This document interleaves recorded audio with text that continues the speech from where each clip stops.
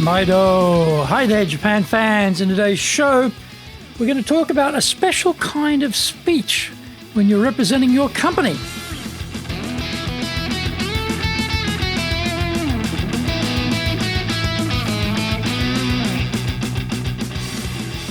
Present, master shimashou. This is the fourth year of the Presentation Japan series podcast. We are beaming around the world to you from sunny Minato-ku in Tokyo. I'm your host, Dr. Greg Story, your corporate coaching and training guy, committed to your success, the president of Dale Carnegie Training Tokyo, Japan, and best-selling author of Japan Sales Mastery, Japan Business Mastery, and my new book, Japan Presentations Mastery, is now released. All are available on Amazon. Through this podcast, I want to help you become a better speaker who is clear, confident, persuasive, and highly influential with those around you. Don't forget to subscribe and share this podcast with your family, friends, and colleagues. We are not being sponsored by Libsyn, but we value your privacy, which is why we have our podcast hosted by Libsyn, who, unlike many other podcast hosts, have a strict policy that does not allow access to your private information by anyone. Here is our daily podcast lineup on iTunes. Mondays, the Cutting Edge Japan Business Show. Tuesdays, the Presentations Japan series. Every second Tuesday, the Business Tatsujin no Oshie Show. Wednesdays, the Sales Japan series. Thursdays, the Leadership Japan series. Every second Thursday, the Business Pro Podcast Show. Fridays, the Japan Business Mastery Show. And Saturdays, Japan's top business interviews. This is episode number 263. Today we're talking about the Impress Your Audience speech. Every time we speak, we are representing our professional and personal brands. People judge us, and then they project that same judgment onto our organization.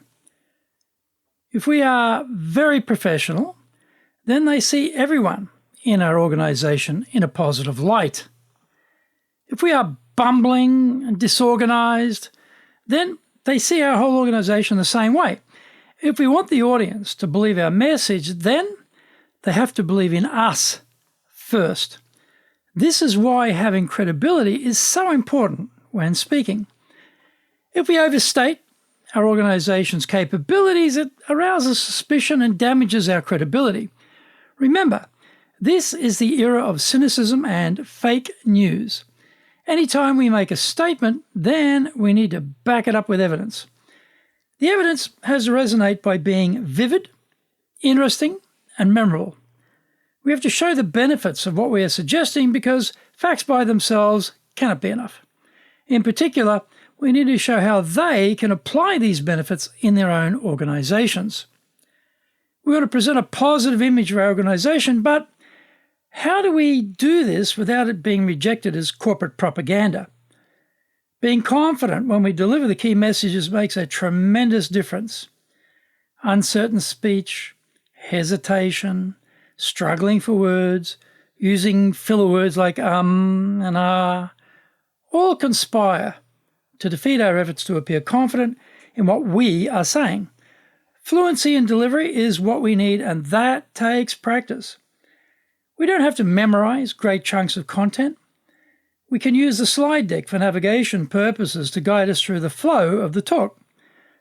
We just talk to the point of the slide because we've designed this talk, so obviously we know what we want to say. We must project tremendous enthusiasm.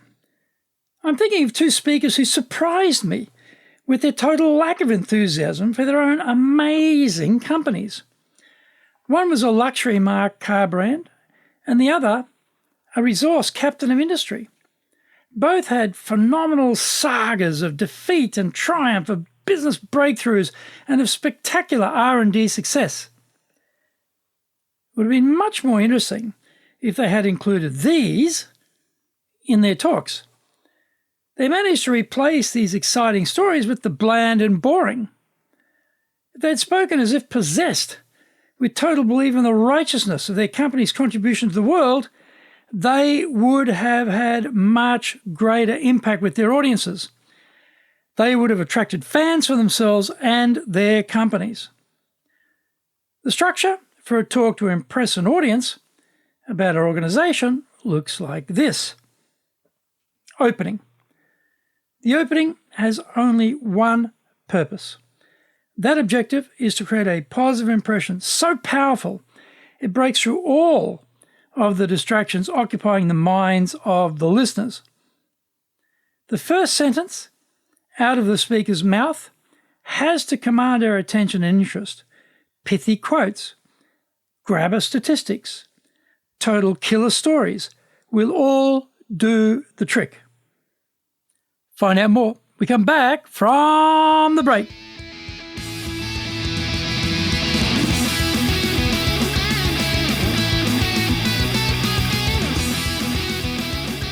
Our show today is brought to you by our public programs, but we also do custom-made in-house classes. Now, we do them in our super safe classroom, we do them live online, and we do them in Japanese, and we do them in English.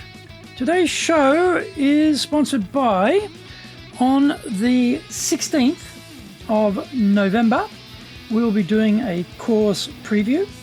On the 18th, in our professional leadership series, we're doing handling mistakes. On the 25th of November, in our professional leadership series, we're doing vision, mission, and value.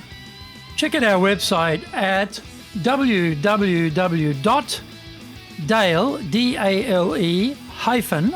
carnegie.co.jp. Lots and lots of value for you there. Now, to do better in Japan, email me at greg.story@dalecarnegie.com. Get my best-selling books, Japan Sales Mastery, that's the Bible for selling in Japan, and Japan Business Mastery, and my new book, Japan Presentations Mastery. If you like learning by watching videos, there are over 1,000 there for you at Tokyo, Japan, Dale Carnegie TV on YouTube. We release 3 TV shows every week on YouTube. The Cutting Edge Japan Business Show, which is the premier business show in Japan, comes out Mondays. Fridays, the Japan Business Mastery Show, and Saturdays, Japan's top business interviews, where I interview leaders in Japan from SMEs all the way up to the corporate captains of industry on one topic, leading in Japan. Every second Thursday, we release the Business Pro Television Show. Don't forget, you can email me at greg.story@dalecarnegie.com.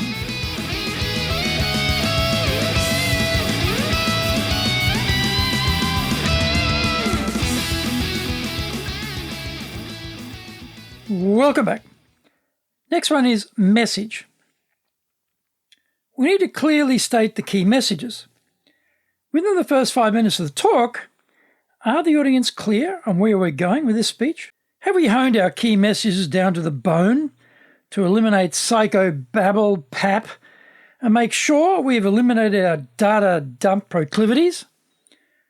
We need to reiterate the most important message in the speech close before we bridge to the Q&A, and again during the final close at the end after the Q&A. Evidence.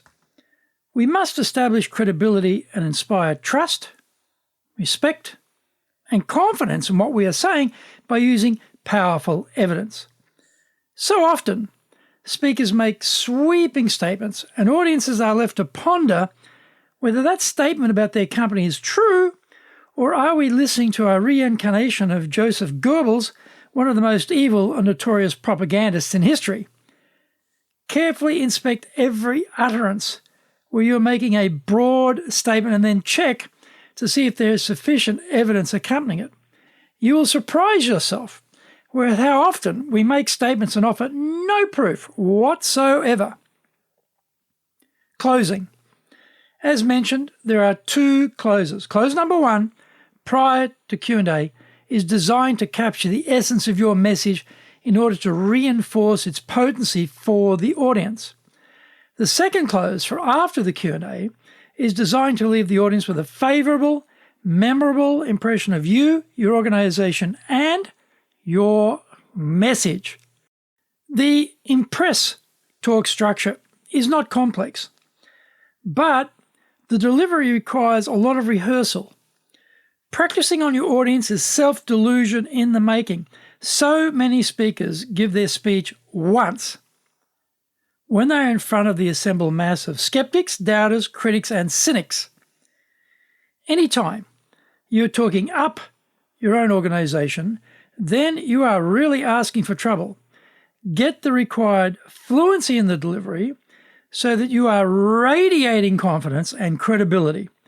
If you do that, your message will be bought by the audience. If you don't, your professional and personal brands will take a big hit.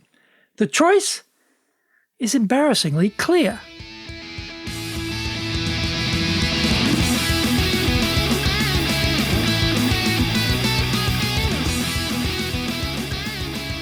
Thank you for joining the Presentations Japan series. If you got value from today's show, spread the love around and share it with your family, friends, and colleagues. Don't forget to subscribe and share this podcast. Immediately apply what you have learned today, use it, and go out there and become a presentations legend. Remember, I'm your corporate coaching and training guy in your corner, committed to your success here in Nippon.